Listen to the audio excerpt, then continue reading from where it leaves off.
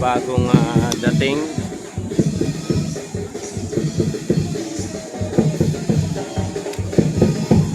Doon.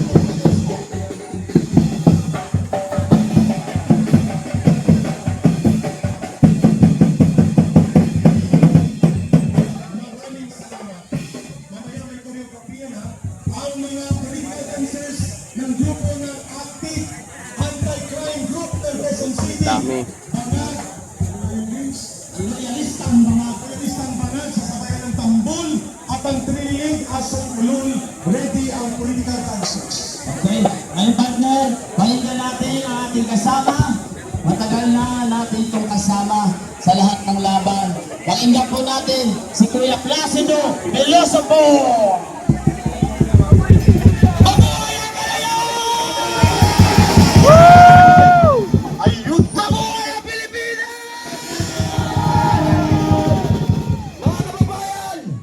Ngayong araw na ito ay masasaksihan hindi lang dito sa harap ng Senado, kung hindi maging sa buong Pilipinas at buong mundo na nandito ngayon ang mga Pilipino nagkakaisa upang labanan ang kasamaan. Sabay-sabay, mabuhay ang Pilipinas!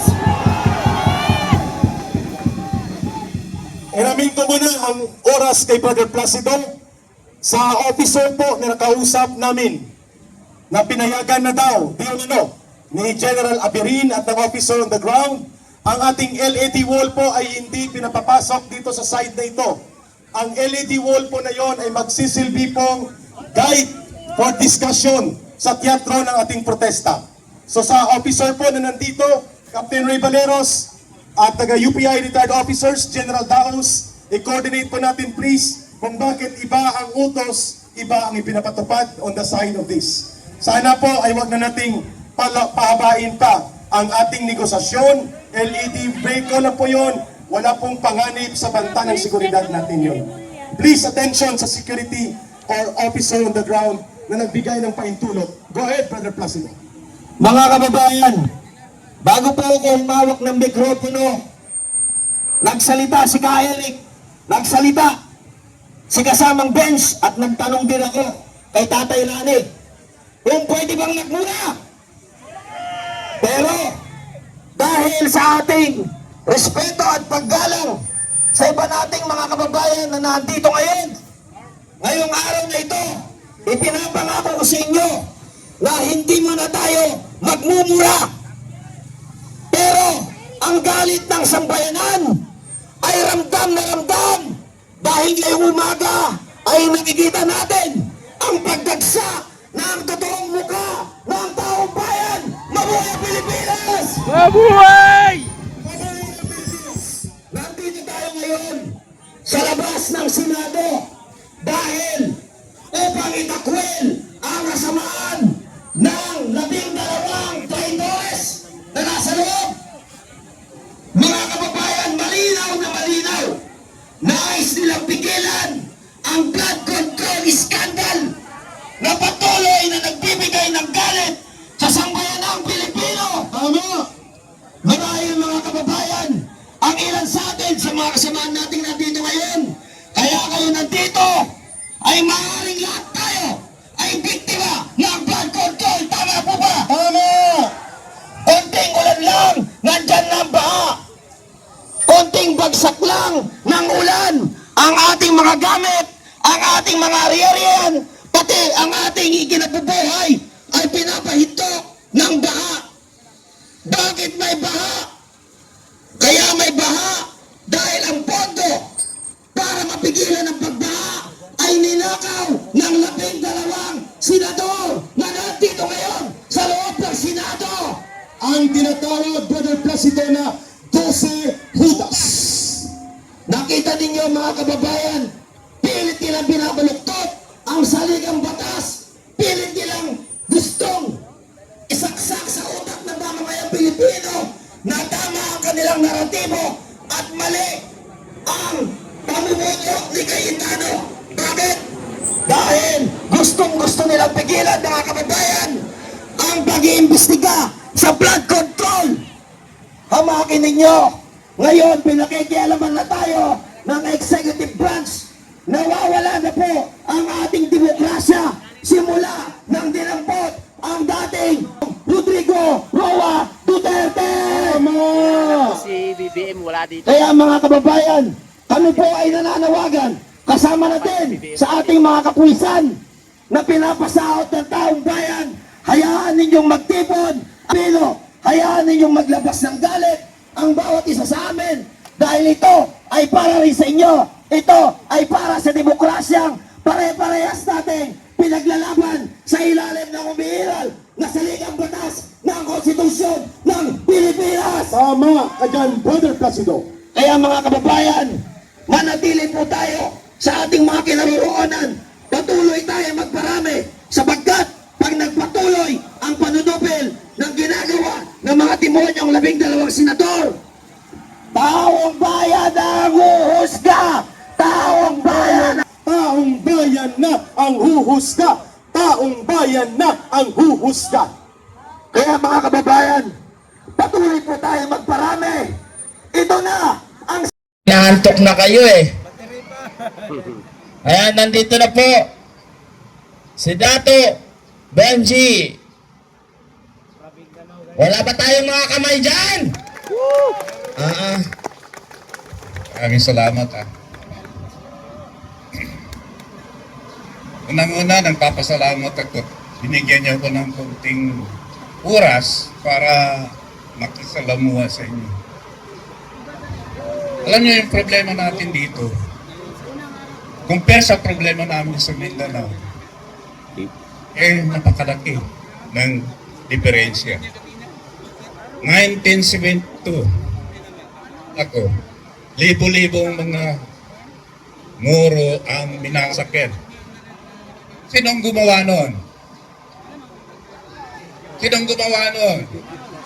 Kung bakit kami nag-aklas at gusto na namin humiwalay sa Pilipinas, bagamat masakit din sa loob namin dahil matagal na tayo nagsasama. Pero kung ang solusyon lang is para magamit namin yung kalayaan namin, kaya kami nangahas, nagplano na humiwalay. That was 1972 hanggang 1976, yung kasagsagan ng giyera.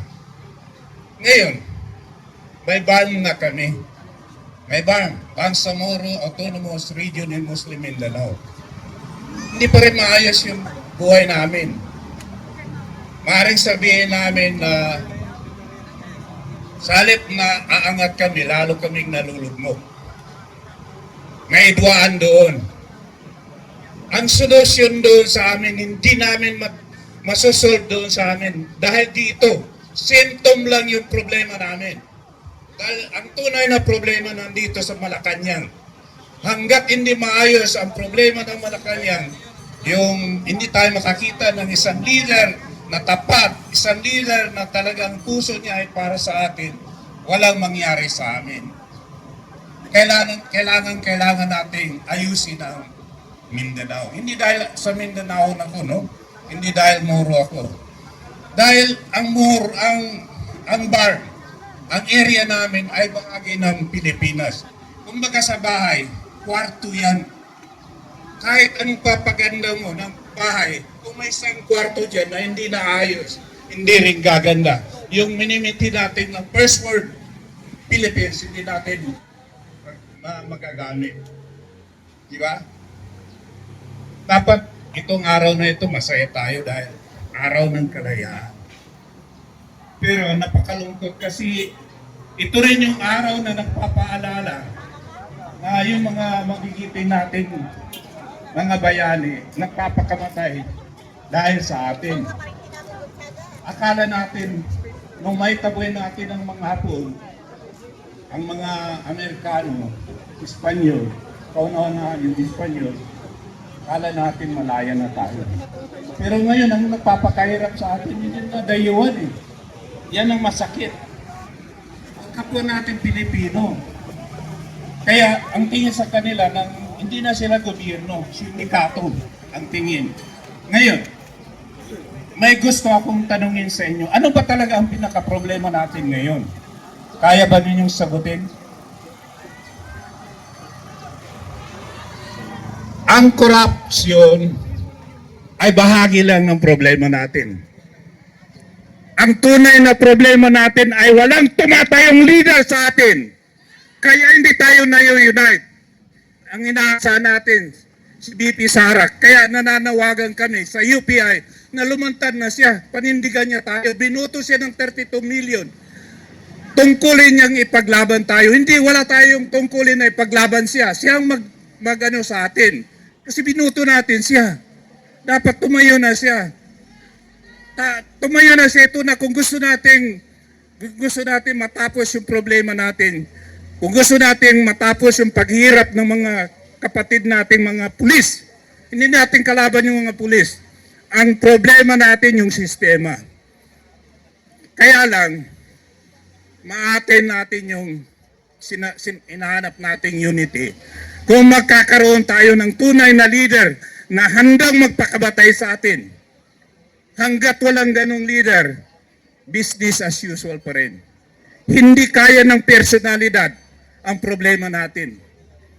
Tayo mismo ang sasagot. Tayo mismo ang maghanap ng solusyon para gumanda ang buhay natin. Hindi ba kayo naawa sa mga mahirap?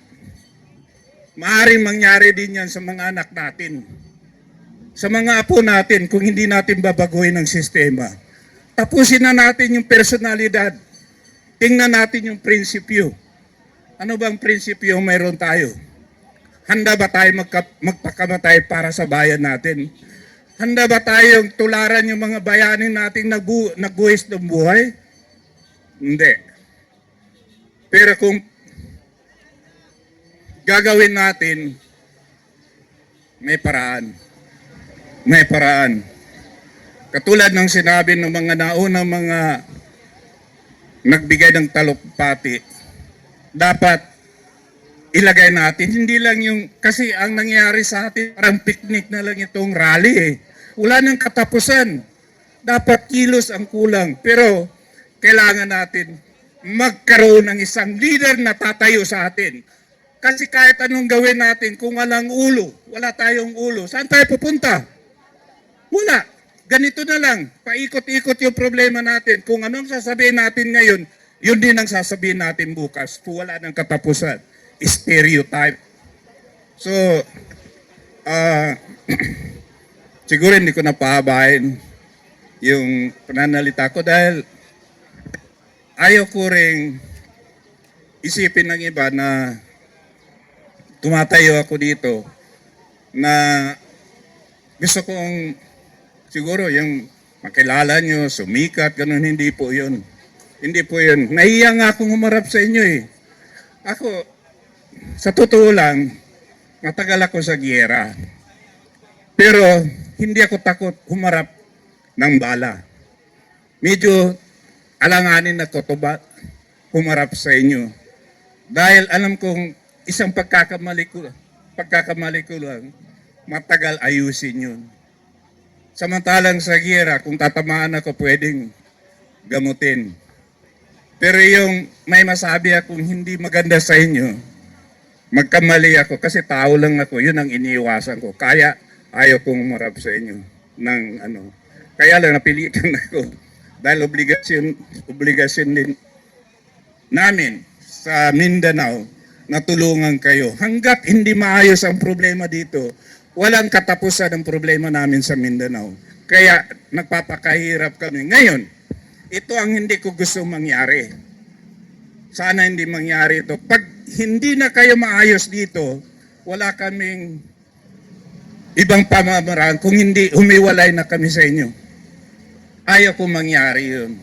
Kasi marami akong kaibigan, marami na akong kamag-anak ng mga dito, mga ano.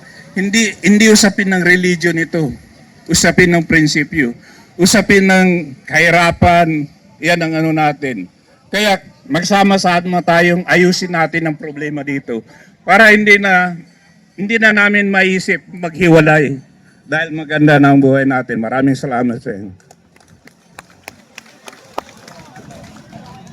Maraming salamat po, Dato Benji. Ngayon po, ang susunod kong tatawagin ay ang ating kasama rito na napakasipag, walang kapaguran, hindi marunong umayaw.